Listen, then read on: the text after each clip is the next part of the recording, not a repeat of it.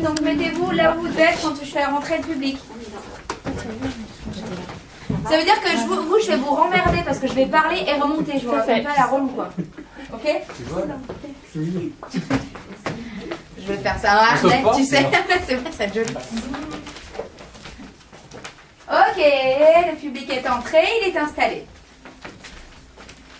Bonjour à tous. Bienvenue pour cette première représentation de Migrants qui vous est proposée par l'atelier confirmé du FOU.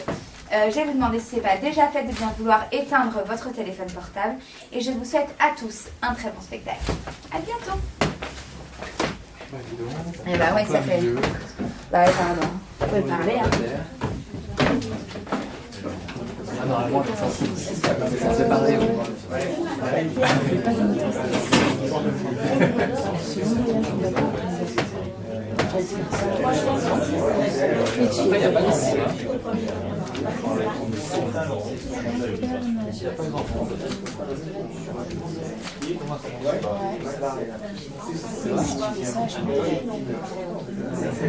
Montrez-moi vos téléphones portables.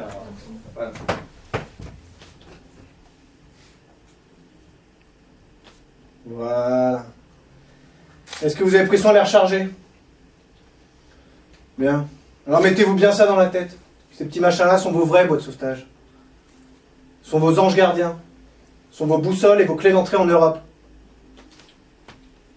Alors je vais vous donner un nouveau numéro. Placez-le en tête de la liste, avant tous les autres. Le numéro de votre femme, votre mère, votre père, votre frère, votre cousin, vos amis, vos voisins. Le numéro que je vais vous donner sera demain votre bien le plus précieux. Même le numéro de téléphone de Dieu, si jamais il en avait un, ne pourrait aucunement vous servir demain matin. Mais celui-ci, oui. Donc vous tapez 0, 0, 3, 9, 0, 2, 9, 7, 9, encore 9, et encore 9. Alors répétez-moi tout ça. 0, 0, 0, 0. Non, il y avait un 8, 9, et encore 9. Alors ce numéro, c'est quoi? C'est le numéro d'urgence des gardes-côtes de l'Europe. Bon, t'es pas totalement bête, toi. C'est presque vrai ce que tu dis. Sauf que l'Europe n'a pas de numéro d'urgence. Ça, c'est le numéro d'urgence de l'île de Lampedusa. Car demain matin, vous serez à Lampedusa. Et moi, je vais vous laisser à 2 km des plages. Entendu? Et vous allez appeler les gardes-côtes pour vous tracter sur la terre ferme. Bon. Alors, une fois sur la terre ferme, vous allez commencer une nouvelle vie. C'est clair? Oui, chef. Bien. Alors votre téléphone portable, il faut le protéger. Maintenant, vous pouvez le mettre dans le sachet en plastique que je vous ai donné, pour le garder au sec. Cette nuit, tout ce que vous avez à faire, c'est de rester tranquille et de protéger votre téléphone portable. C'est plus précieux que la prunelle de vos yeux. Si cette nuit, le diable vient et vous dit « Alors, tu me donnes quoi à moi? Car il faut bien que tu me donnes quelque chose pour que je te laisse en vie. Tu me donnes un œil ou ton téléphone? » Vous dites quoi? Si cette nuit, le diable vient et vous dit ça, vous dites quoi? On lui donne un œil. Bien, t'es un garçon intelligent. Tu viens d'où? Je viens d'Érythrée. Tu t'appelles comment? Eliu.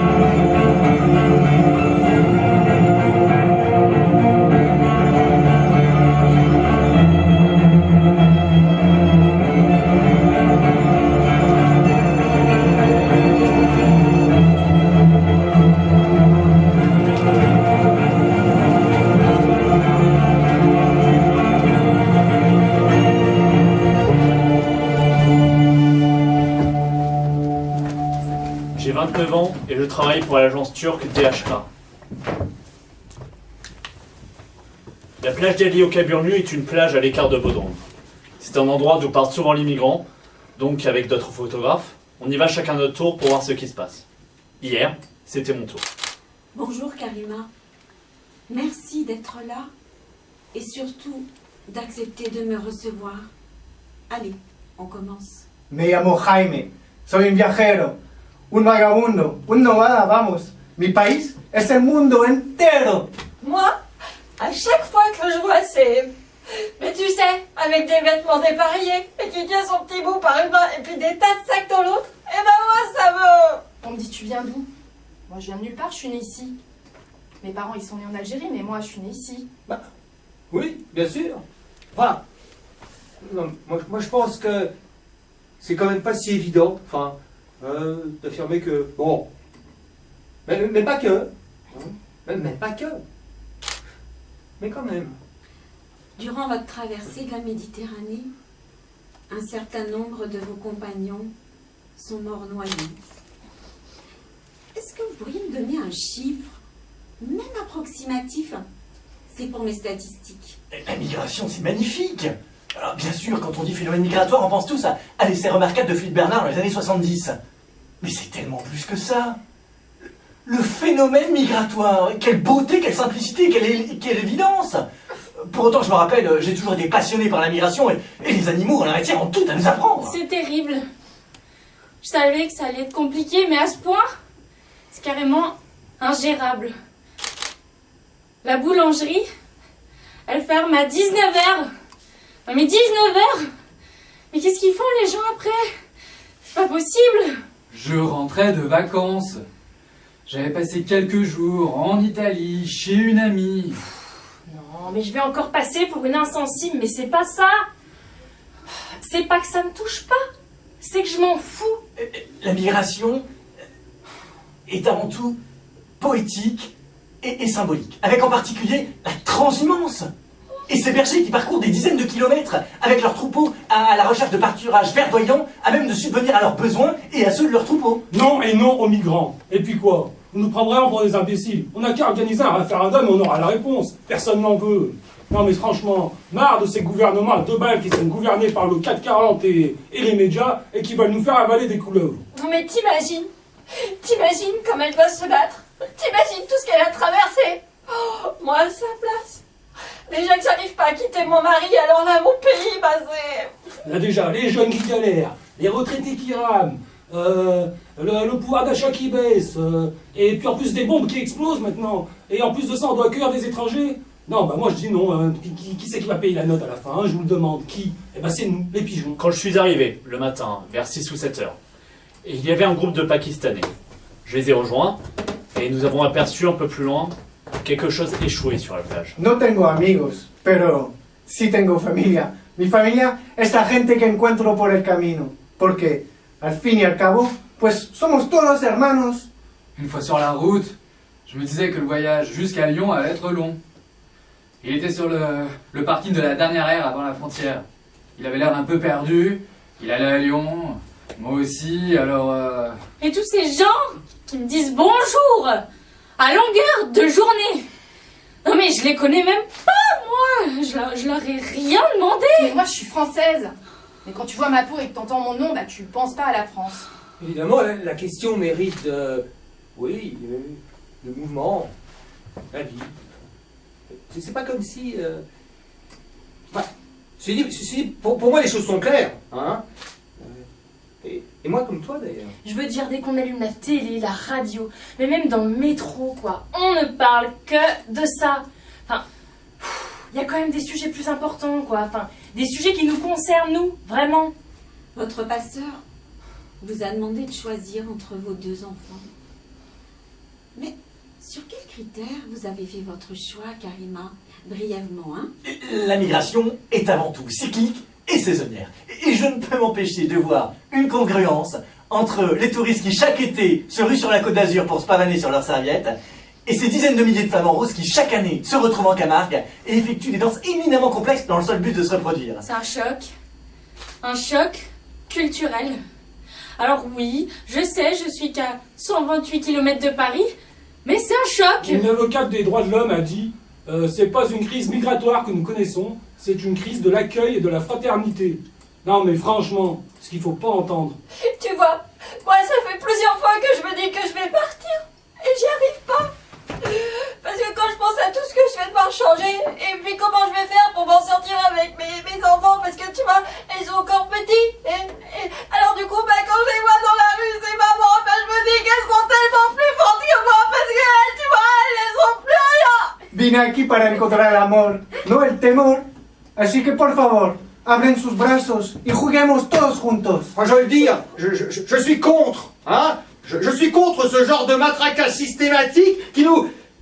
Ah, c'est pas parce que t'as des gens, hein, comme toi et moi d'ailleurs, hein, c'est pas parce qu'ils posent leurs valises que bon, tu vois ce que je veux dire.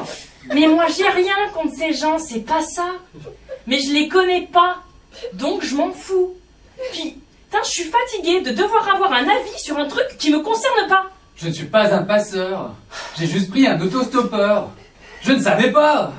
Je ne suis pas un passeur, merde. Mais moi, je voudrais boire des bières, manger de la tarte aux pommes. Marre des cornes de gazelle et du thé à la menthe. Moi, je dois réussir. Je suis leur fierté. Et ben, ce poids-là, crois-moi, il est lourd à porter. En nous approchant, nous avons vu que c'était le corps d'un enfant. Je me suis dit que je pouvais témoigner du drame que vivent ces gens. Il fallait que je prenne ce cliché. Je m'appelle Nilufer Demir. Je suis photographe.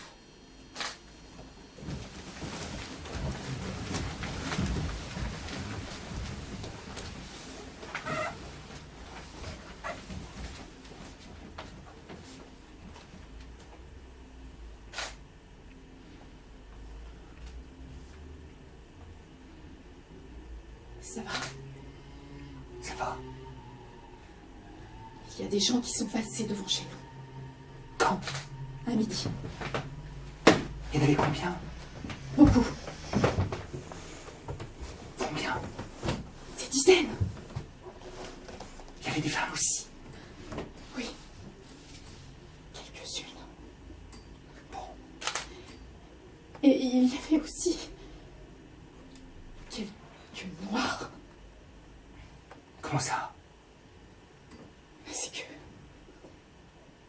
Ils étaient noirs. Noirs d'Afrique? Oui.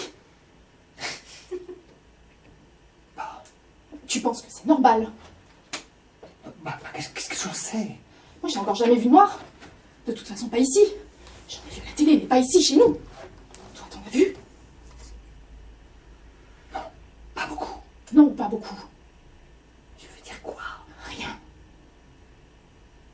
À ton avis, ils vont où? Vers la frontière. Chez les Serbes? Oui. Ah, ça, c'est bien. Je me demande... Quoi? Pourquoi le bon Dieu a fait les noirs? Il sait ce qu'il fait. Oui, mais à ton avis? À mon avis, quoi? À ton avis, pourquoi quand même Dieu a fait les noirs? Parce que c'est normal. On a le jour, on a aussi la nuit.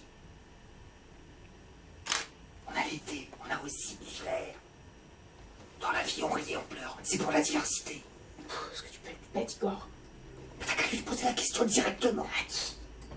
À Dieu. Moi, je pense qu'il a voulu nous dire quelque chose. Par ça.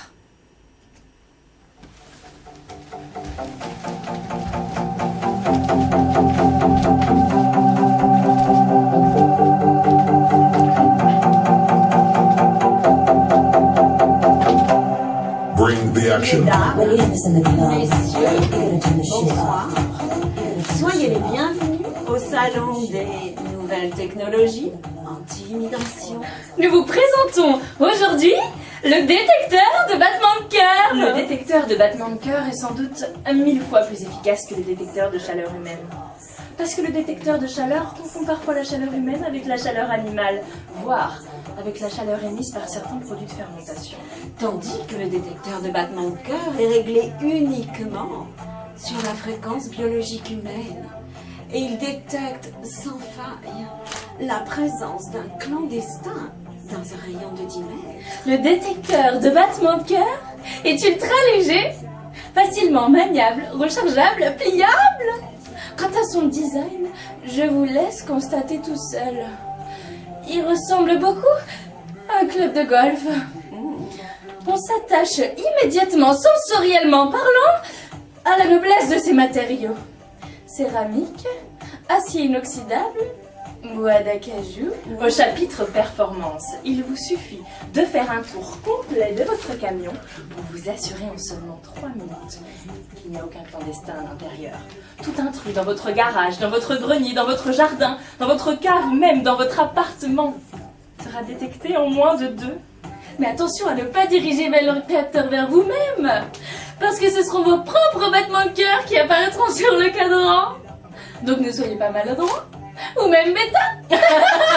N'alertez pas la police ou les gardes-côtes, parce que vous avez mal orienté votre détecteur de battement de cœur et que vous vous êtes détecté vous-même. Le détecteur de battement de cœur est doté d'une mémoire extrêmement puissante et d'une sensibilité comparable au sismographe parasismique. Si dans votre camion se trouve, par exemple, 5 immigrés, alors apparaîtront sur votre cadran 5 représentations graphiques de l'activité électrique de leurs cœurs respectifs. S'il y a 10 ou 20 clandestins à l'intérieur, l'ordinateur déclenche une sorte d'avalanche sismique. Et l'ordinateur incorporé indique avec une marge d'erreur négligeable le chiffre correspondant au nombre de cœurs détectés. Faisons une expérience. Voilà. Le compteur indique que vous êtes 42 personnes à suivre cette démonstration. Permettez-nous de vous compter manuellement.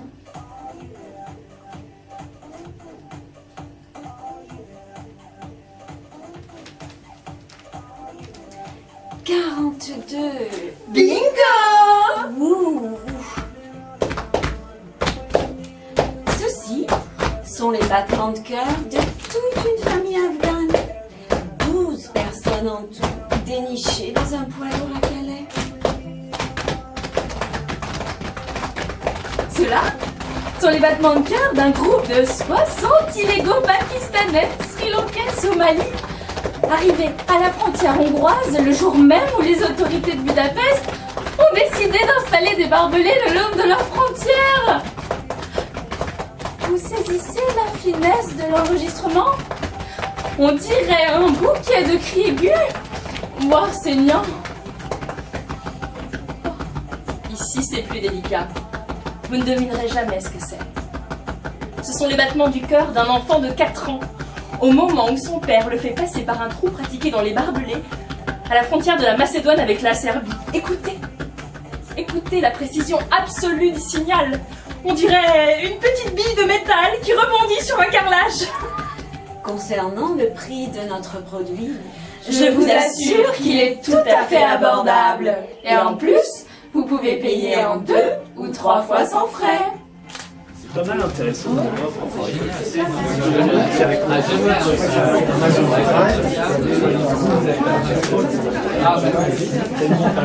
Écoutez mes frères, demain, vous allez fouler pour la première fois la terre de l'Europe. Vous allez enfin voir à quoi ressemblent vos rêves. Mais en attendant, jusque-là, il va falloir se tenir tranquille. Nous sommes 100 à bord de ce bateau. Mais ce soir, il va falloir se tenir comme si vous étiez un seul homme. C'est compris? Oui ou non? Oui. Celui qui se met debout, celui qui se met à crier, ou celui qui panique, je lui fends le crâne en 2, comme ça. Vous comprenez? Oui ou non? Oui. Parce que si vous paniquez, on risque de chavirer et on coule. Si vous vous mettez à vous agiter pour rien, on risque de basculer à tout moment. Et là c'est fini, plus d'Europe, on sera foutu. On sera uniquement bon à nourrir les poissons. Alors cette nuit, vous ne ferez rien. Vous ne bougerez pas. Ce ne sera pas long. Ça durera 15 heures. Les prévisions sont bonnes, la mer est calme. Alors pendant 15 heures, vous ne faites rien. Vous pouvez prier, mais sans que j'entende le moindre murmure. Vous pouvez vomir, et pour cela, utilisez le second sac en plastique que l'on vous a donné. Allez, allez, montrez-moi le sac à vomir. Bien. Que ceux qui n'ont encore jamais pris la mer, lèvent la main. Bon. Est-ce que vous avez au moins appris à nager? Bon. Que ceux qui ne savent pas nager, lèvent la main. Bon, c'est pas grave. Vous apprendrez peut-être à nager demain. De toute façon, vous savez, c'est pas la première fois qu'on apprend à nager, le jour même où on doit sauver sa vie en nageant. Ça s'appelle de la bêtise, mais c'est comme ça. Non mais franchement, vous avez glandé des mois sur cette plage de Tripoli en attendant d'embarquer pour l'Europe et vous n'avez pas appris à nager? Bande d'imbéciles. Bon, est-ce que vous avez au moins vos gilets de sauvetage? Oui. Bien. Et vos papiers d'identité? Est-ce que vous allez tous brûler vos papiers d'identité et autres documents? Ceux qui ne l'ont pas fait, vous les déchirez tout de suite et vous les jetez à l'eau. Voilà. C'est bien. Maintenant, vous êtes tous égaux. Vous n'avez plus d'identité. Et maintenant, on la ferme. Et on laisse parler que la mer et le vent. Priez pour que les vagues soient douces cette nuit. Ça peut aider. Tu t'appelles comment? Elihu. Prends cette chaise, Elihu.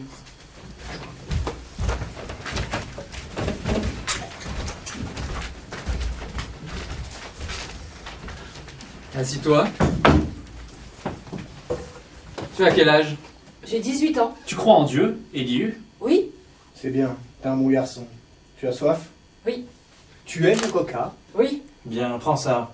Tu as un téléphone portable, Elihu? Oui. Tu me donneras ton numéro tout à l'heure. Oui. Tu sais, Elihu, je n'ai pas beaucoup de temps. Oui. C'est que beaucoup de gens veulent me voir. Je sais. Alors, tu vois, mon temps, il est compté. Oui. Tu sais compter, Elihu? Oui. Alors, dis-moi pourquoi Dieu a fait les hommes avec 2 jambes. C'est que... je sais pas. Il aurait pu nous faire avec une jambe, un bras, un œil et une oreille, n'est-ce pas? Oui. Mais dans sa montée, il a dit, je vais donner à Elihu 2 jambes, 2 mains, 2 yeux, 2 oreilles, 2 poumons, 2 reins, pour qu'il puisse avoir une réserve. Tu comprends? Non. Dieu a voulu nous donner une chance. Est-ce que tu as déjà vu des gens qui vivent avec une seule jambe? Oui. Est-ce que tu as déjà vu des gens qui vivent avec un seul œil? Oui. Est-ce que tu as déjà vu des gens qui vivent avec un seul rein? Je sais pas. Tu ne sais pas parce que ça ne se voit pas. C'est comme lorsqu'on n'a qu'une seule jambe. On peut vivre toute une vie avec une seule jambe ou un seul rein. C'est Dieu qui nous a voulu comme ça. Pour le cœur, il a dit non, ce n'est pas possible de leur en donner 2. Le foie, il a dit ça ne marche pas non plus. Mais les reins, il a dit je donnais lui 2 reins pour qu'il puisse avoir un capital. Tu sais ce que c'est qu'un capital? Non. C'est une grosse somme d'argent. Et ceux qui ont un capital peuvent se lancer dans la vie, peuvent réussir. Et toi, Elihu, tu veux réussir, n'est-ce pas? Oui. Tu veux aller où? En Angleterre. Mais tu ne sais pas nager, Elihu. Non. Tu sais ce qui arrive aux noirs comme nous quand on doit traverser la mer lorsqu'on ne sait pas nager? Non. On se noie, Elihu. Voilà ce qui arrive quand on ne sait pas nager et quand on n'a pas de capital. Tu comprends? Non. Oui. Alors je reprends tout. Regarde cette photo, Elihu. Tu reconnais cette ville? Non. Cette ville s'appelle Birmingham et ça se trouve en Angleterre. Ah. Et là, qu'est-ce que tu vois, Elihu? C'est une pharmacie? Non, c'est une toilette publique. Ah. Tu sais ce que c'est qu'une toilette publique? Oui. C'est un endroit propre où les gens civilisés viennent pisser. Regarde ça. Tu vois? Oui. Et cette bonne femme là, tu sais ce qu'elle fait? Je sais pas. Elle encaisse de l'argent, Elihu. Ici, dans cette toilette publique, il faut payer pour pisser. Et cette bonne femme là, qui est vieille, va bientôt partir à la retraite dans 1 mois. Et toi, tu pourrais prendre sa place, Elihu. Et pour arriver à Birmingham, tu pourrais prendre l'avion. Si tu veux. Et pour prendre l'avion, tu sais, tu n'as pas besoin de savoir nager. Alors au lieu de suivre tes frères, la Macédoine, la Serbie et je ne sais où, je pourrais te mettre dans un avion. Si tu veux. Mais est-ce que tu veux? Oui. Et tu vas me payer une fois arrivé là-bas. Car tu es riche, Elihu. Tu as un capital. Quel capital? Le capital! Cette grosse somme que Dieu t'a donnée. Quelle somme? Je parle de terrain, Elihu. Tu en as 2, n'est-ce pas? Or, le 2e, c'est ton capital. Tu comprends? Oui. T'as encore soif? Oui. Tiens, prends encore un coca.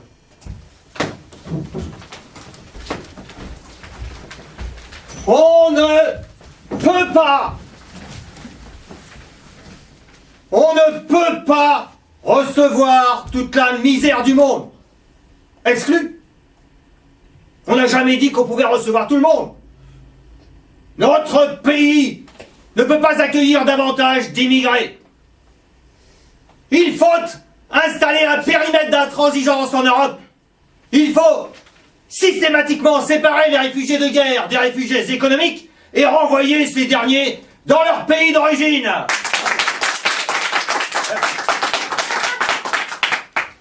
Nous avons dressé une liste de pays sûrs et nous allons recourir à tous les moyens pour rapatrier les immigrés clandestins qui n'ont aucune chance d'accéder au statut de réfugiés.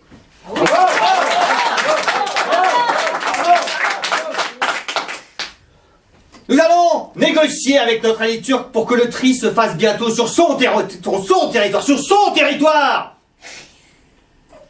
Il faudra aussi trouver les moyens pour lutter plus efficacement contre ces grosses organisations criminelles qui se trouvent derrière ce trafic d'êtres humains. Les chefs de ces réseaux mafieux sont à Istanbul, à Tripoli, voire à Beyrouth. Il faut le dire. Ils sont nos ennemis, de la même manière que les djihadistes de Daesh. Voilà ce que j'avais à dire. J'appelle cela un discours de vérités et d'urgence. Ce n'est pas par un discours politiquement correct que l'on va arriver à agir. Il faut appeler un chat un chat. Alors ? Bon. Monsieur le Président, pour appeler un chat, comme vous dites, ce n'est pas parce que vous voulez vous débarrasser de votre bon vieux côté politiquement correct que vous devez devenir politiquement incorrect. C'est-à-dire que vous risquez gros sur au moins 3 ou 4 points. Lesquels ? Je ne sais pas si vous avez remarqué, mais les médias n'utilisent plus le terme d'immigrant, ni celui de clandestin. Ils utilisent quoi alors ? Ils utilisent le terme de migrant. Et pourquoi ? Pour ne pas stigmatiser. Pour ne pas stigmatiser qui ? Ben justement, pour ne pas stigmatiser les immigrants et les clandestins. Non, réfléchissez. Réfléchissez. Nous sommes en pleine mondialisation. Or, cette mondialisation, nous l'avons voulu. Vous l'avez voulu. Votre pays l'a voulu. Votre majorité l'a voulu. Or, dans un monde mondialisé, nous sommes tous des migrants et pas des immigrants. Vous suivez ? Non. Pour être cohérent avec votre vision économique, il faut oublier les mots immigrant et clandestin. Un immigrant, c'est quoi ? C'est quelqu'un qui vient d'ailleurs, qui traverse une frontière et s'installe sur un territoire où il faut respecter les règles, les coutumes, les lois locales. Bref, il quitte un endroit appelé chez lui et s'installe à un autre endroit où il n'est pas chez lui. D'accord ? Oui. Tandis qu'un migrant est chez lui partout, sur toute la planète. Dans un monde mondialisé, on migre, on est migrant, on bouge, on a le droit d'aller où on veut et quand on veut. Et du coup, un migrant ne tombe plus sous l'obligation de respecter qui que ce soit, car il se considère citoyen du monde. Et c'est ça que veut la mondialisation. Nous avons mondialisé l'économie, on a libéré la circulation des idées, des marchandises, des capitaux et des services. Pourquoi alors ne pas reconnaître aussi le droit des gens de bouger librement ? Je vous signale simplement cette contradiction, et vous faites ce que vous voulez. Justement... Donc, pour ne rien risquer, je vous conseille d'utiliser le mot migrant. Parce que c'est politiquement correct ? Parce que c'est politiquement correct. Donc, voilà ce que je vous propose pour les 4 premières phrases. Vous notez ? Oui. On ne peut pas accueillir toute la misère du monde. Je vous propose à la place... Nous restons sensibles à toute la misère du monde. D'accord. Le mot exclu, je le remplacerai par un simple oui. D'accord. On n'a jamais dit qu'on peut accueillir tout le monde. Je vous propose à la place... Nous allons garder nos portes ouvertes, mais en fonction de nos possibilités. C'est vague. Mais c'est irréprochable. D'accord. Notre pays ne peut pas accueillir davantage d'immigrés. Je vous propose à la place... On va toujours accueillir des migrants, mais d'une manière contrôlée. Putain. Quoi ? Mais vous êtes fort. Merci, Monsieur le Président. Vous auriez dû faire de la politique. C'est justement ce que je fais, Monsieur le Président. Ah bon ?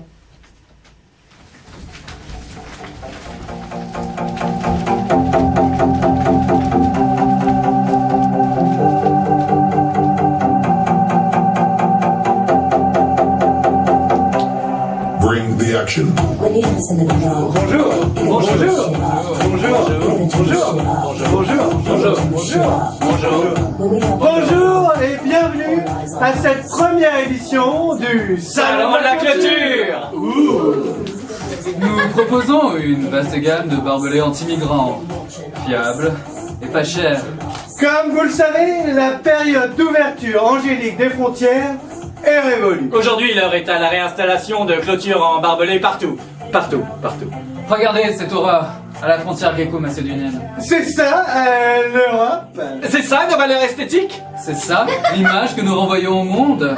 Honte sur nos dirigeants Et honte sur nous tous. C'est où la créativité? C'est où notre goût pour l'insolence? Mais qu'à cela ne tienne. Notre société, acier, tendresse. Propose un produit nouveau et totalement révolutionnaire. Le barbelé à visage humain. Le barbelé design. Le barbelé souriant. De couleur vert joyeux, ce barbelé a aussi une forte connotation écologique. Il faut installer, on dirait, un véritable mur végétal. Et voici aussi l'outil qui va avec. La machine à installer les barbelés, la plus rapide au monde. Regardez ce prototype vraiment cocasse. On dirait un gigantesque hippopotame. Vitesse de déplacement, installation, peaufinage barbelique, 22 km/h. L'hippopotame est derrière lui. Une quadruple clôture de haies, haute de 4 mètres, pratiquement infranchissable, et en plus d'une beauté époustouflante. Esthétiquement, c'est tout ce qu'on peut imaginer de plus gai, de plus sympathique, de plus attachant. Vu de loin, on dirait une vraie dentelle végétale. Une haie d'arbres ou d'arbustes bien entretenue et bien taillée. C'est seulement lorsqu'on s'approche à 1 mètre de distance qu'on s'aperçoit qu'il s'agit d'une structure de fil de fer barbelé. On vous prie d'admirer le côté œuvre d'art de cet ouvrage. Ce type de clôture n'a rien de méchant, rien de menaçant, rien d'idéologique. On pourrait plutôt le considérer comme une œuvre d'art environnementale, une sorte d'installation en plein air digne d'un grand artiste comme Christian Boltanski ou Anis Kapor. Il s'agit aussi d'un côté monumental dans cette façon d'installer une clôture. Ça embellit le paysage, ça s'intègre dans le milieu naturel. Si on ajoute quelques éoliennes, ça touche à la perfection. On a envie d'organiser un pique-nique au pied de cette haie, dont la couleur change discrètement tous les 2 ou 3 kilomètres. Le verre absinthe qui passe au verre amande, qui passe au verre pomme, qui passe au verre pistache, qui passe au verre citron, qui passe au verre sapin. Venez avec nous pour un sympathique déjeuner sur l'herbe.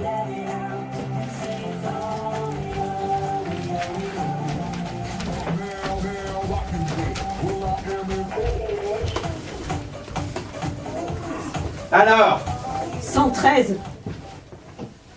114. C'est pas possible. Allez, comptez-les encore une fois. Toujours 113. Toujours 114. Tu m'as compté moi aussi? Ah oui. Il faut pas me compter, moi. Alors 113. Bon, vous avez compris? Il y a des clandestins parmi nous. Écoutez, je ne fais que mon travail, je n'ai rien contre personne, je ne hais personne, je crois en Dieu. Mais je n'aime pas qu'on se foute de ma gueule. Est-ce que je suis clair? Fed, tu penses que je suis clair? Oui, chef. Ali, tu penses qu'ils me comprennent tous? Oui, chef. Donc, il y a 13 personnes parmi nous qui ne devraient pas y être, vous comprenez? 13 personnes parmi vous se sont faufilées ici sans payer. Est-ce que je suis clair? Fed, Ali, pourquoi ils répondent pas? Ils ont peur, chef. Ils se rendent compte qu'ils ont fait une grosse bêtise, chef. Dites-leur qu'ils n'ont pas de raison d'avoir peur, que ceux qui ont payé n'ont pas de raison d'avoir peur. Vous leur avez dit? Oui, chef. Oui, chef. Donc, ceux qui ont payé lèvent la main. Compte Fed, compte Ali, ils sont combien à lever la main? 113. 113. C'est pas bien ça, c'est pas normal. Écoutez-moi bien, on est trop nombreux sur ce bateau. Vous comprenez ça, on ne peut pas être plus de 100. Vous pigez ça, espèce de taré? On est trop nombreux sur ce putain de bateau et on va tous crever à cause de 13 putains de tarés qui se sont glissés ici sans payer. Fed, Ali, dites-leur qu'ils vont tous crever. Vous allez avez tous tout crever. Alors rien, chef. Je sais pas quoi faire. Ils ont peur et ils prient. que ceux qui sont montés clandestinement ici se mettent debout. Que ceux qui sont montés clandestinement ici se mettent debout. Mais tout de suite. Écoutez, ça sert à rien de prier. Dieu peut faire beaucoup de choses, mais pas faire tourner un moteur. Et on peut pas continuer à avancer comme ça parce que justement, on n'avance pas et que le moteur est en train de se noyer. Et Dieu n'est pas un mécanicien. Comprenez, Dieu n'est pas mécanicien et pas non plus un bidon d'essence. Et on va épuiser notre essence plus vite que prévu parce qu'on est trop lourd. Donc, 13 personnes parmi vous doivent quitter ce bateau. Et c'est pas parce que vous n'avez pas payé. Et même si vous voulez payer, maintenant c'est trop tard. Votre argent il vaut plus rien. Même si vous en avez plein les poches. Et que vous voulez payer 3 ou 4 fois la course, c'est trop tard. Je peux pas le prendre. On est trop lourd, un point c'est tout. Donc, ceux qui n'ont pas payé, qu'ils gonflent leur gilet tout de suite et qu'ils sautent à l'eau.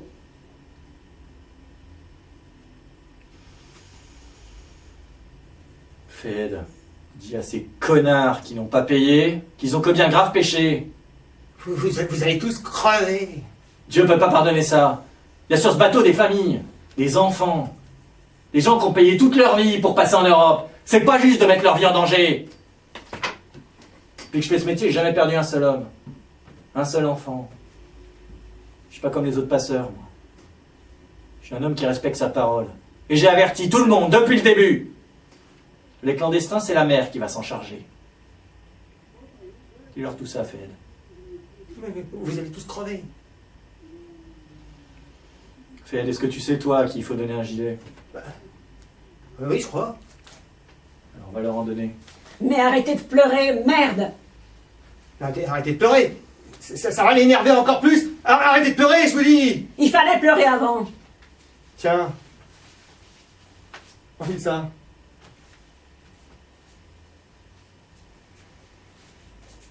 Mais pas comme ça. Passe la tête avant. C'est bien, mon frère. T'as compris. Voilà, mes amis. Avec ces gilets, vous allez pouvoir tenir jusqu'à 24 heures. Ça va vous laisser tout le temps pour prier. Allez, maintenant, vous sautez ou c'est moi qui vous jette. Comment ça va, Eliu? Ça va.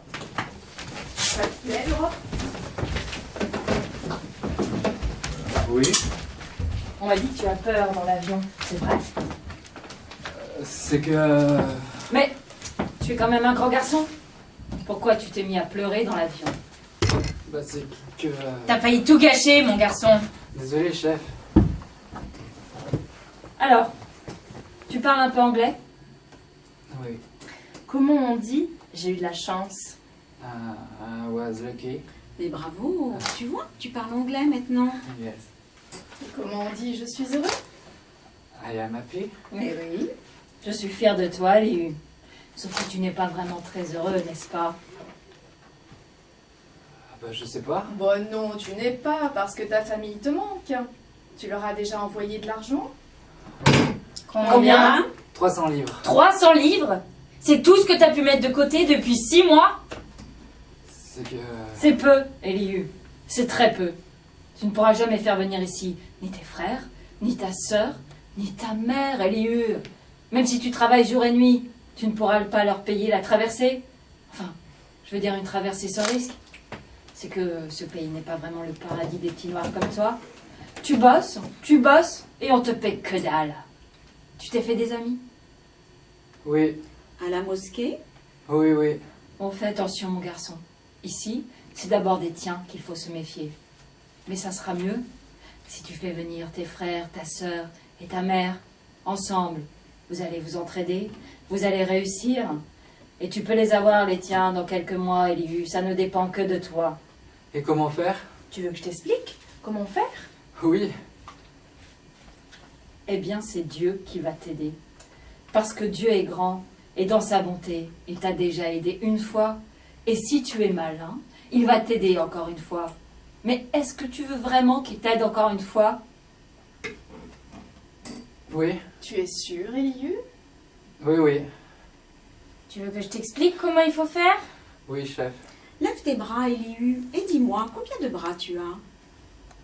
2. Bon, maintenant bouge tes jambes. Ou bien saute. Saute comme si tu jouais au basket. Combien de jambes tu as? 2. Bah tu vois, Dieu t'a donné 2 bras, 2 jambes, 2 oreilles, 2 yeux, 2 joues.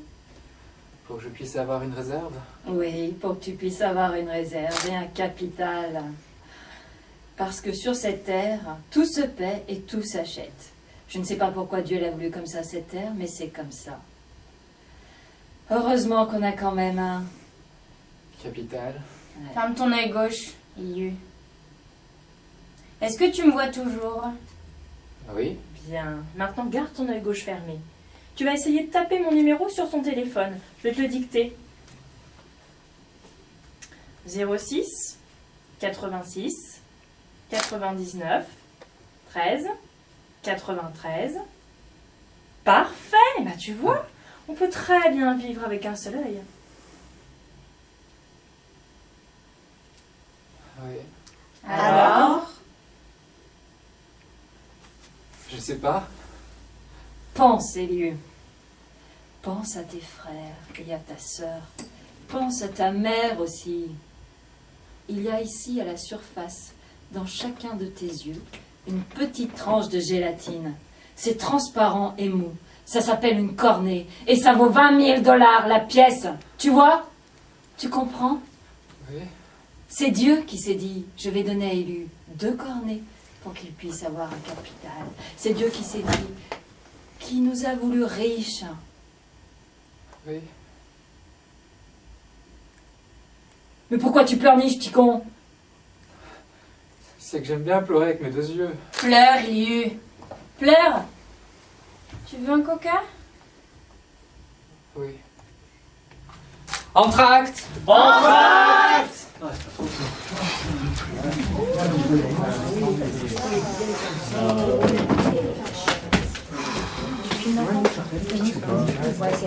Ouais, parce que moi j'ai déjà pas mal de photos. Hein. Faites durer l'entracte, faites durer l'entracte.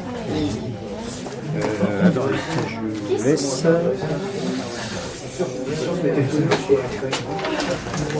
On lâche Oui. pas, on lâche pas. Non. Parce qu'il y a eu... On attend.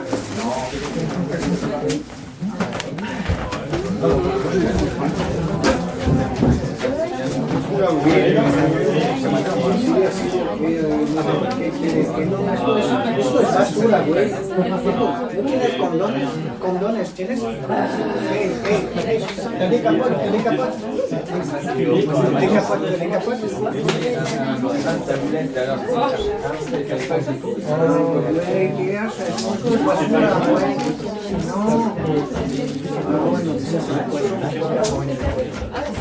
Entracte.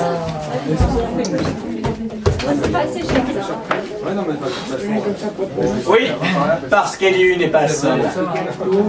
Il n'est pas seul. Comme lui, ils sont des centaines, des milliers dans sa situation. Si vous aussi vous voulez les aider, si vous voulez participer dans une cause qui a du sens, sachez qu'une partie significative des ventes de cet entracte sera reversée à l'association des faceurs éco-responsables. Alors joignez l'utile à l'agréable et devenez des consommateurs. Dans ce panier, vous trouverez le kit de survie du migrant. Coca, Snickers, M&M's. Rustine pour gilet de sauvetage et sa colle instantanée. Tuba, pince-nez, burkini, boussole, eau de l'eau. Et parce qu'un peu de lecture ne fait pas de mal, nous avons également Robinson Crusoe en 10 langues, le petit Robert illustré et le guide de la méditation en milieu confiné. Enfin, pour les plus militants d'entre vous, nous avons des badges au slogan attractif. Plus de gilets, moins de sauvetage. Dignité pour tous. Migrants mon amour. We are one. Qui ne saute pas n'est pas migrant. Non! Au théâtre, la merde! Moi j'en peux plus là! Ça va s'arrêter quand? Je suis en train de péter un plomb là! Vraiment j'en ai marre! Calme-toi! Ah, je crois pas! Et d'ailleurs, s'il y a des migrants dans la salle, j'aurais quelques questions à leur poser. C'est pour ma thèse. Il n'y a rien d'autre. J'en profite. Est-ce que quelqu'un repart sur Paris après le spectacle? Non mais parce que ça m'arrangerait quoi. Paris. Vamos a bailar un poco, poner alegría. Vamos a poner un paso adelante, un paso para atrás. Vamos todos, venga. De pie, levántate.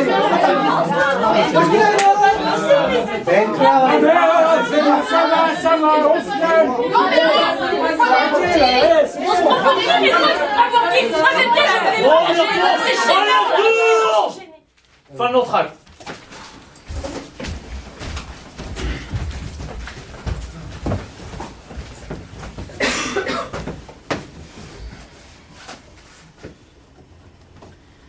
Ali, Oui, dis à ces connards qui s'agitent dans la cale de se calmer. oui, chef. Je ne veux plus les entendre crier. Chef, mais c'est qu'on coule quand même. On coule parce qu'ils font du tapage. Eh, vous! Arrêtez tout ce cirque. Ils ont peur, chef. Ils ont de l'eau jusqu'aux genoux. Dis-leur que c'est pour ça que l'on monte dans la cale, parce qu'il s'agite trop. Chef, ils sont totalement effrayés, là. Ils disent qu'ils vont se noyer comme des rats. On est trop lourd, chef. On ne va pas y arriver. On est trop nombreux, chef. On fait quoi? Moi, je pense qu'il faut se débarrasser de quelques personnes. Au moins 3 ou 4. Ou même 5. Bah alors, dis-nous ce qu'on va faire, chef. Les gens dans la cale, de toute façon, ils ont presque rien payé. Bah, on peut en jeter 4, leur donner des bouées de sauvetage et puis les balancer à l'eau. Bon, c'est qui les gens dans la cale? C'est les chrétiens du Soudan. Prends 2 chrétiens et 2 musulmans. Quoi? Débarrasse-moi de 4 personnes, mais que ça soit 2 et 2. Comment ça, 2 et 2? 2 chrétiens et 2 musulmans. Non, chef, il ne peut pas faire ça. Vous rigolez, chef. Oh si, vous le ferez. Tout Non, de chef. suite. Hors de question que j'abandonne les miens. Écoute, Ali. Ce n'est pas normal, chef. Nous sommes 83 et eux, ils ne sont que 17. Et alors? Bah alors, c'est où la démocratie? Bah oui, chef, on est le plus nombreux. C'est à nous de faire la loi. Ali, Oui. est-ce que tu sais où on va, nous? Bah oui. C'est-à-dire? Bah on va en Italie. Et c'est quoi l'Italie comme pays? Ça, c'est l'Europe. Mais non, espèce de petit con! Là où on va, c'est chez les chrétiens. C'est là que vous allez demander l'asile politique. Ce sont eux qui vont vous donner à boire, à manger. Ce sont eux qui vont vous soigner. Ce sont encore eux qui vont vous loger. Tu comprends? Ali? Fayed? Tu comprends? Non. Et c'est encore là que vous allez vivre. Oui, bon, et alors? Et alors? Et alors, c'est qu'ils sont pas très contents, les chrétiens, si en arrivant ce soir, vous leur dites « Désolé, hein, on était trop lourds, on a balancé à la mer 4 chrétiens. » Ah oui, mais ce sera quand même la vérité. Et de toute façon, ce sont eux qui ont inventé la démocratie. Et donc ils ont qu'à payer. Ils n'ont qu'à payer, mais je vous répète que ça ne va pas leur plaire aux chrétiens qui vont vous accueillir ce soir. Donc c'est mieux de faire 50-50. Parce qu'on est tous dans la merde, musulmans et chrétiens. Alors on sacrifie des deux côtés et comme ça, personne n'aura rien à redire. Chef, personne ne le saura de toute façon. On peut même les balancer tous les 17. Comme ça, on est tranquille. Bah oui, chef, c'est notre droit. Hein. Et de toute façon, c'est plus démocratique. Et de toute façon, personne n'a jamais rien vu. Mais non, Fayed. La mère crache toujours ses secrets. Tôt ou tard, la mère raconte tout ce qu'elle a vu.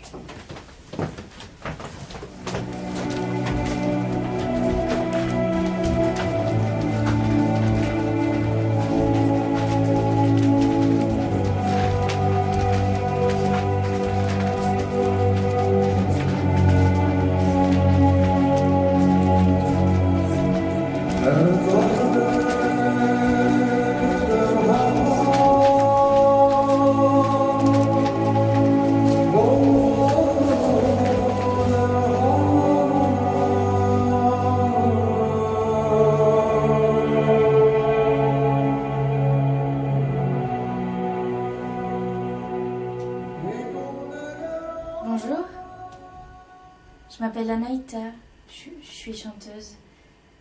Et si je suis venue là devant vous, c'est parce que je vais vous chanter une chanson. Mais tout d'abord, je voudrais vous expliquer pourquoi je porte le hijab. C'est parce que je suis toxique. Les formes de mon corps risquent de perturber la paix sociale. Donc je cache tout. Il ne faut pas que l'on voie mon cou.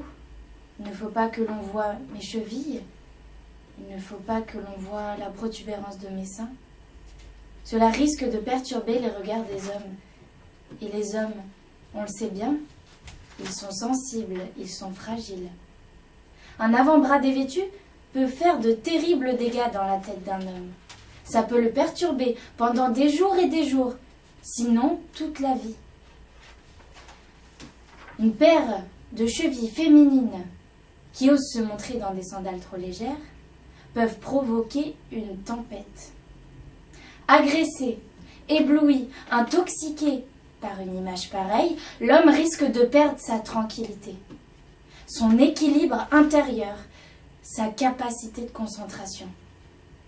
Imaginez un millier de chevilles féminines, insolentes et irresponsables, faire irruption dans l'espace public. Ça risque de provoquer un vrai tremblement de terre social. Les chevilles sont de maudites sources de fantasmes érotiques. Tout comme d'ailleurs les coups et les cheveux, les poitrines trop proéminentes et les fesses qui se dessinent d'une manière trop visible, sous des hijabs trop moulants. Et ça, c'est pas bien. C'est pour ça que dans mon pays, nous les femmes, nous portons le hijab et nous sortons toutes couvertes. Nous ne voulons pas provoquer de tsunami émotionnel. Nous ne voulons pas déséquilibrer la société, provoquer le chaos. Vous savez peut-être ce que c'est que l'effet papillon. C'est lorsqu'un battement d'aile de papillon en Chine peut provoquer une tornade dans l'océan Indien. Et nous, les femmes, malheureusement, on est faites comme ça. Le diable a dû s'en mêler peut-être. Nos seins, nos poitrines, nos coups, nos cheveux, nos chevilles, la forme de nos ventres et de nos fesses, notre taille fine et même la finesse de nos mains et de nos lèvres, nos cils, nos sourcils, nos langues et nos sourires sont autant de battements d'ailes de papillon. Et ça provoque forcément des tornades, des tempêtes, des tsunamis. Et vous savez ce qui se passe alors? Les maisons implosent ou sont emportées par les flots. Des villes et des villages entiers sont dévastés. La civilisation s'écroule. L'ordre fout le camp et c'est la barbarie qui s'installe à la place. Les hommes, avec leurs cheveux abondants, leurs coups solides, leurs larges épaules, leur poitrine poilue, ou même leur avant-bras nu et musculeux, ne provoquent jamais rien. C'est plus qu'une certitude. Jamais de mémoire de l'histoire de l'humanité, aucune cheville d'homme, aucune barbe virile, aucune poitrine masculine dénudée n'a provoqué d'effet papillon. C'est pour ça que les hommes peuvent se promener habillés comme ils le veulent. Même en chemise, même le torse nu, même moulés dans des jeans serrés. En ce qui les concerne, pas de battement d'ailes de papillon, pas de catastrophe sociale, pas de conscience contaminée par les fantasmes. Donc je n'ai pas le droit de chanter en public. Mais pourtant, je vais vous chanter une chanson. C'est une chanson qui parle de la misère sentimentale, affective et sexuelle dans laquelle vit une bonne partie de l'humanité. Ça va durer 1 minute.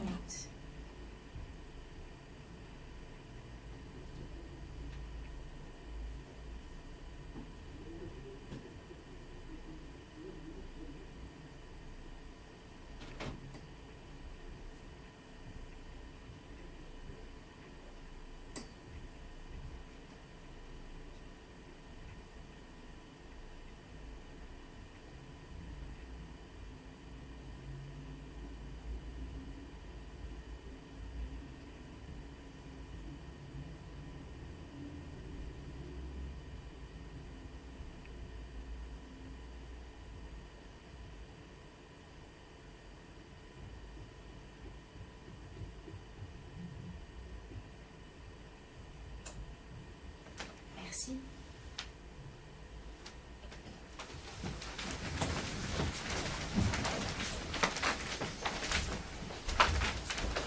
Il faut installer un périmètre d'intransigeance en Europe.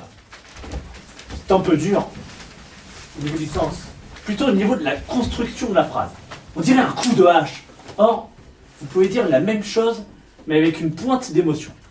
Ça pourrait se dire, par exemple, comme ça. Nous n'allons jamais abandonner nous n'allons jamais renoncer à nos convictions humanistes, et c'est le moment de les défendre avec encore plus d'intransigeance. C'est pas un peu le contraire de ce que je veux dire. Oui, un peu, mais très peu. De toute façon, Monsieur le Président, ce qui est important, c'est de jouer sur la corde de l'émotion. La mondialisation médiatique est avant tout émotionnelle. Vous enflammez un peu en recours en termes humanistes, ça ne peut pas faire de mal. Il est pas un peu vieillot. Oui, c'est vrai, mais c'est justement le moment de le déterrer. D'autant plus qu'il peut atténuer le choc de la phrase suivante, dont je pense qu'il faut la garder telle qu'elle, et pour laquelle je vous félicite. Ah, alors donc je peux dire, il faut systématiquement séparer les réfugiés de guerre des réfugiés économiques et renvoyer ces derniers dans leur pays d'origine. Oui, juridiquement, la phrase est correcte. Et comme la mesure sera impossible à mettre en pratique, elle est aussi politiquement correcte. Georges. Oui, monsieur le président.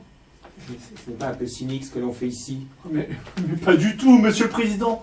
On fait ce qu'on peut. De toute façon, on ne sait pas ce qui va nous arriver, et personne ne le sait. Nous sommes en train de subir un tsunami qui va transformer totalement l'Europe. Ça, c'est sûr. Et pour la suite, on ne sait strictement rien. Nous avons dressé une liste de pays sûrs, et nous allons recourir à tous les moyens pour rapatrier les immigrés clandestins qui n'ont aucune chance d'accéder au statut de réfugié. Ça, je la garde. Non. Elle est ridicule. Elle fait un énorme lieu commun dans l'économie du discours. Il faut dorénavant éviter toutes les expressions du type « il faut que »,« on va mobiliser tous les moyens, on va tout essayer ». C'est le genre de syntagme que le lecteur ne digère plus, car il va se dire « tiens, celui-là, il me prend encore pour un con ». Alors moi, ce que je vous propose à la place, plutôt un moment d'exaltation poétique. Oui, mais tout à l'heure, on a joué sur la corde de l'émotion, maintenant vous voulez qu'on joue sur la corde de la poésie? Oui, car nous sommes dans le même cas de figure. Vous évoquez une mesure inapplicable. Alors il vaut mieux l'envelopper dans une nuée lyrique. Et dire par exemple, nous allons faire en sorte, pour que notre bien-être, notre savoir-faire, la paix, que nous défendons plus que tout, et n'oublions pas, notre richesse, se répandent chez nos voisins, et partout où on nous tend la main. Je sais que cela sonne comme un numéro de magie, mais je crois en la magie de la volonté. Georges? Oui, monsieur le président? J'espère que vous n'êtes pas en train de vous moquer de moi. Non, non, monsieur le président. Et vous pouvez enchaîner ensuite avec la phrase « Nous allons négocier avec notre allié turc pour que le tri se fasse désormais sur son territoire. » Merci, Georges. Alors, c'est là, vous dites, mais... Oui, elle est courte et robuste. L'art du contrepoint, monsieur, dans la préparation d'un discours, c'est le critère principal. Le reste, c'est du blabla.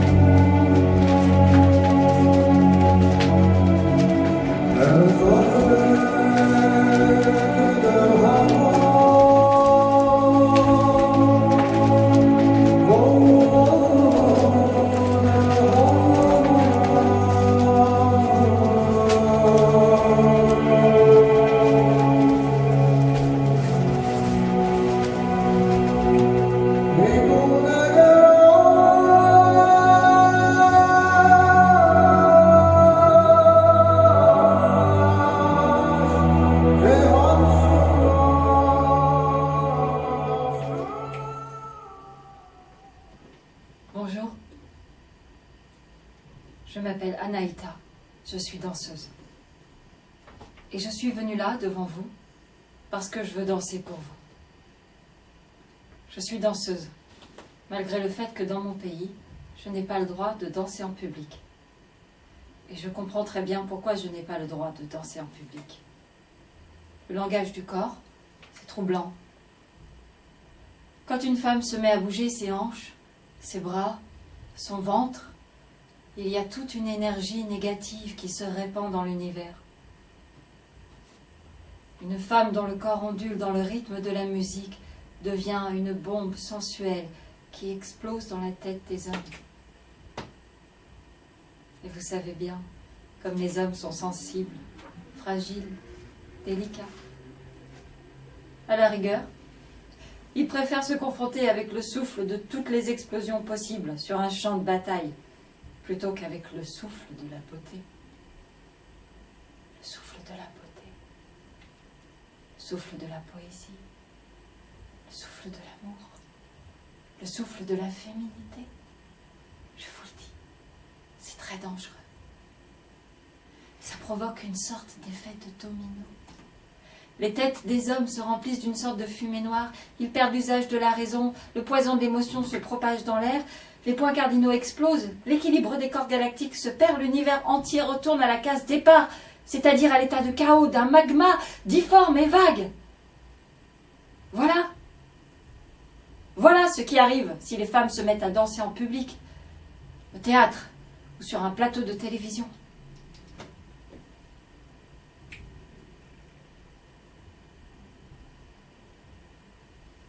Pour les hommes, ce n'est pas un problème. Ils peuvent danser devant tout le monde. 24 heures sur 24, jour et nuit, habillés comme ils veulent, accompagnés par toute musique possible. Jamais de mémoire des êtres vivants, la danse des hommes n'a troublé l'ordre des choses, le rythme des saisons, la succession des floraisons ou la pollinisation des plantes. Mais les gestes diaboliques des femmes, le feu maudit qui anime leur danse, ça oui, ça a provoqué d'énormes dégâts à la civilisation.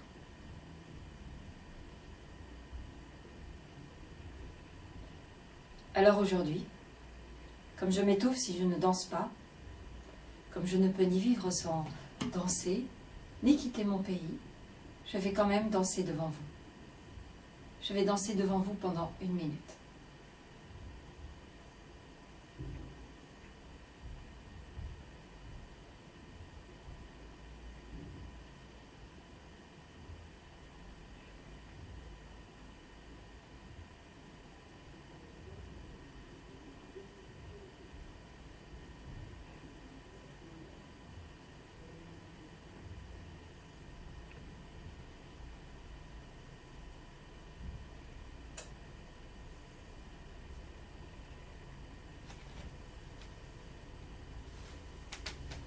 Merci.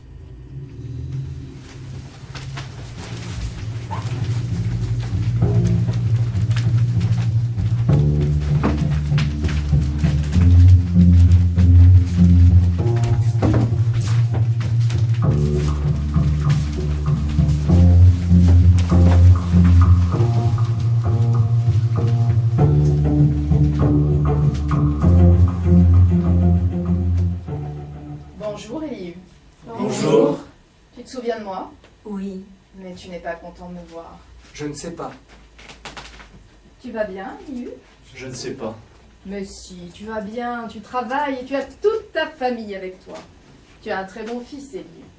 Oui, oui. Et tu es aussi un très bon frère. Oui. Regarde-moi un peu, droit dans les yeux. C'est fou. On dirait qu'il n'y a pas de différence. Quelle différence? Entre ton œil gauche et ton œil droit. On dirait qu'ils sont parfaitement pareils. Mais ils ne sont pas... Oui, mais de l'extérieur, on ne voit rien.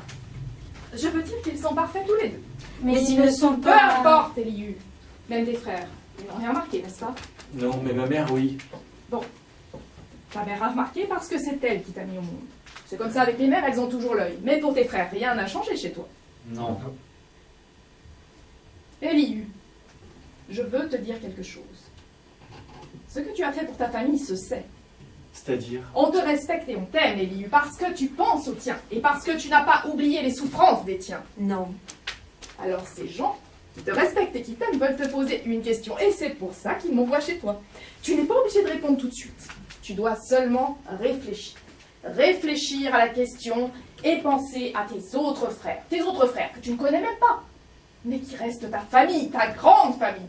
Tu comprends, n'est-ce pas, Elihu? Tu ne comprends pas maintenant, mais tu comprendras. Car d'autres gens en souffrance ont besoin de toi. Ils savent qu'ils peuvent compter sur toi. Ils savent que tu crois en Dieu et que tu seras prêt le jour venu à leur venir en aide. Chef, je peux pas aider tout le monde. Mais si, Elihu. Tu peux faire quelque chose d'encore plus grand que ce que tu as déjà fait, car ton âme est bénie et tu sais bien que Dieu est avec toi. C'est Dieu qui t'a donné 2 bras, 2 jambes, 2 oreilles, 2 yeux, 2 joues. Mais c'est pour pouvoir vivre. Oui, Elihu. Dieu t'a donné tout ça pour que tu puisses vivre, mais aussi pour pouvoir aider les autres. Ah bon? Et tu le sais bien qu'en plus de ça, Dieu t'a donné encore quelque chose. Quoi? Il t'a donné 2 vies, Elihu. Mais non. Mais si, Dieu dans sa bonté t'a donné 2 vies. Et il a fait ça parce qu'il t'aime et parce qu'il voulait que tu sois heureux. C'est ça que Dieu s'est dit quand il t'a fait. Ah, Elihu, je vais donner 2 vies. Une vie sur la terre et une autre vie au paradis. Tu le sais, n'est-ce pas, Elihu? Oui. Non, je sais pas.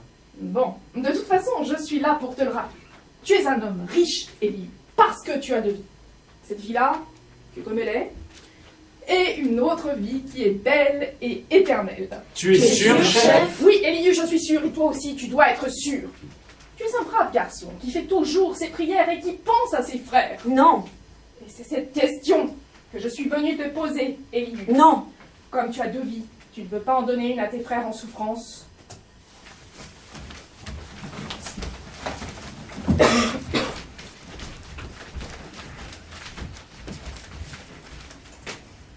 Je viens du Pakistan et j'ai un doute.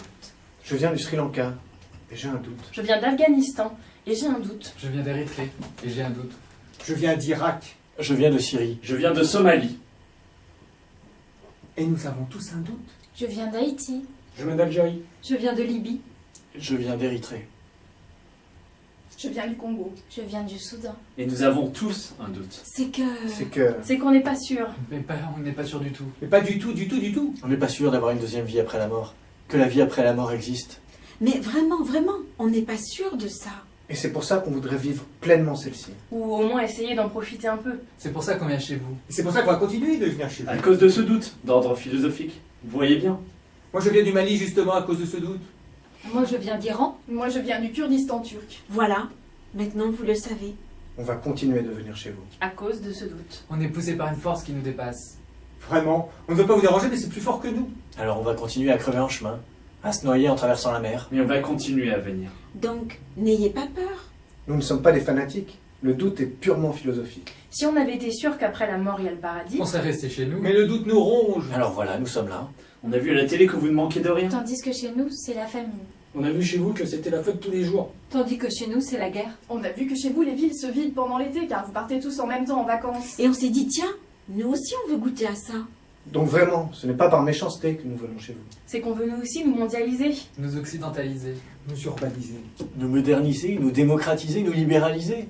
Nous ouvrir, nous émanciper, nous libéraliser, nous intégrer, nous responsabiliser, nous politiser, nous informatiser, bénéficier de la formation continue, nous reconvertir professionnellement, nous endetter à la banque, nous socialiser, nous syndicaliser, déposer une candidature, voter, contester, avoir un chien. Travailler 8 heures par jour. Et après rentrer à la maison. Ouvrir le frigo, manger en famille, regarder Thalassa. Et ce ne sont pas vos barbelés qui vont nous en empêcher. Mais pas du tout. Nous sommes des dizaines de millions à venir à votre table. Alors s'il vous plaît, arrêtez de vous entourer de barbelés dans votre cuisine. Dans votre salle à manger. Dans votre salle de bain. Nous voulons nous aussi nous laver. Car nous sommes sales, nous sentons mauvais, nous avons des ampoules aux pieds. Vraiment, entouré de barbelés un frigo. Ce n'est pas très digne. Vous savez quoi, mettez-vous à notre place. Quand un pays se meurt, il n'y a plus rien à faire. Il faut le laisser mourir. Il faut même l'aider à mourir. C'est pour ça que nous quittons nos pays. Et puis on le sait, les pays ont toujours une deuxième vie après leur mort. Il n'y a que les gens qui n'ont pas d'avenir après la mort. Mais les pays, c'est autre chose. Quand un pays se meurt, on peut le mettre en vente. On peut le couper en tranches et le vendre aux enchères. Vous allez pouvoir vous-même en acheter des petits bouts. Des mines, des terres agricoles, des plages, des forêts, des champs pétroliers. C'est comme ça que ça marche avec les pays. Après la mort, il y a le commerce. Alors qu'après la vie humaine, il y a une tombe. Et encore pas toujours. Voilà pourquoi on ne se fait pas de soucis concernant l'avenir de nos pays. Comme les pays ont toujours une vie après leur mort, c'est pour ça aussi qu'on ne peut pas donner notre vie pour notre pays. On préfère attendre. Ici, même devant vos barrières en barbelés. De toute façon, nous cherchons du travail. On pourrait nous-mêmes nous occuper de vos clôtures. Ça fait déjà longtemps que nos parents balayent vos trottoirs, nettoient vos toilettes, ramassent vos ordures, promènent vos chiens, gardent vos enfants. Alors pour nous, s'occuper de vos clôtures embarbelées, c'est un travail comme un autre. Vraiment, et vraiment, vraiment. Il ne faut pas avoir peur de nous. Nous sommes prêts à apprendre comment se tenir correctement à table. Comment bien manier le couteau et la fourchette. Comment s'essuyer la bouche avant de prendre une gorgée de vin. Et puis on a aussi appris votre langue. D'ailleurs, nous parlons déjà tous un peu l'anglais. We are the future. Yes, we can. Don't be afraid. We want to be free. Nous allons apprendre le français, l'allemand, le suédois, le danois, le finnois, le grec, le hongrois, le roumain. Et nous allons devenir des Sri Lanko-français, des Afghano-allemands, des Pakistano-suédois, des Syro-danois, des Irako-néerlandais, des Somalo-belges, des Soudano-hongrois, des Irano-autrichiens, des Érythréo-grecs, des Algéro-roumains. Mais nos enfants, eux, Ils seront des franco-sri-lankais, des germano-afghans, des suédo-pakistanais, des dano-syriens, des magyaro-soudanais, des austro-iraniens, des gréco-érythréens, des roumano-algériens. Et n'ayez pas peur que la mort de nos pays appauvrisse la diversité culturelle mondiale. Tout ce qu'il y avait de meilleur dans notre pays, on l'a emporté avec nous. Et nous vous promettons de tout transmettre à nos enfants. Rien ne sera perdu, ni de notre religion, ni de notre tradition, ni de notre culture. C'est promis, on va tout faire pour que le monde reste pluriculturel. Ce qu'on vous propose, vous l'avez compris, c'est une révolution. Ne soyez pas effrayés, vous en avez connu d'autres. Mais celle-ci, c'est quand même autre chose. À votre façon, vous avez déjà beaucoup donné à l'humanité. La colonisation, la décolonisation, la démocratie, la Première Guerre mondiale, la Deuxième Guerre mondiale, le communisme, le nazisme, le libéralisme, l'ultralibéralisme, la mondialisation, la financiarisation de l'économie, la révolution informatique, la hollywoodisation de l'information, la facebookisation de la communication, la googlisation des savoirs, la microsoftisation de l'être humain. Maintenant, c'est à notre tour de vous proposer une révolution douce, pacifique. Non, car on n'est pas pressé. Cela va durer tout un siècle. La débarbelisation du monde par la migration. Vous allez voir, vous allez comprendre. parce qu'un jour, vous-même, vous allez devenir migrant. Vraiment, c'est le moment de fonder un nouvel humanisme. L'humanisme migratoire. Nous n'allons jamais vous poser les questions bêtes, si fréquemment engendrées par vos idéologies. Genre, vous êtes avec nous ou contre nous? Car nous et vous, nous sommes sur le même bateau. Et nous devons naviguer tous sur la mer de nos différences, de nos contradictions, de nos haines et de nos dilemmes. Et il n'est pas normal d'installer des barbelés sur un bateau. Débarbelaisons-nous, chers amis. Il y aura de grosses vagues pendant notre voyage. Mais au moins, on est sûr que sur les vagues, on ne peut pas planter de barbelés.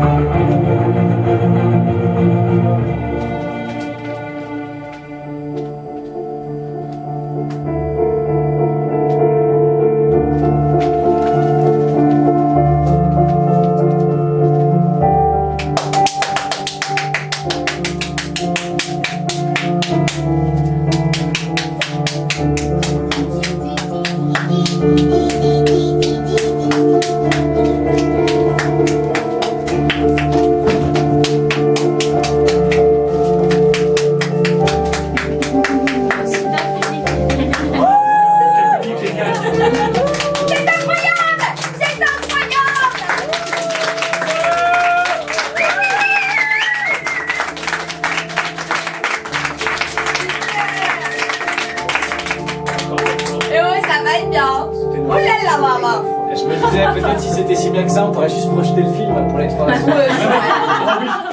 En plus, 80% du temps, je vois pas parce que t'es coupé. Du coup, c'est parfait. Ah oui, on avait mis un filtre anti-Greg. On te le dit maintenant, Ouais. c'est pas trop d'ici. Ça me dérange pas de toute façon.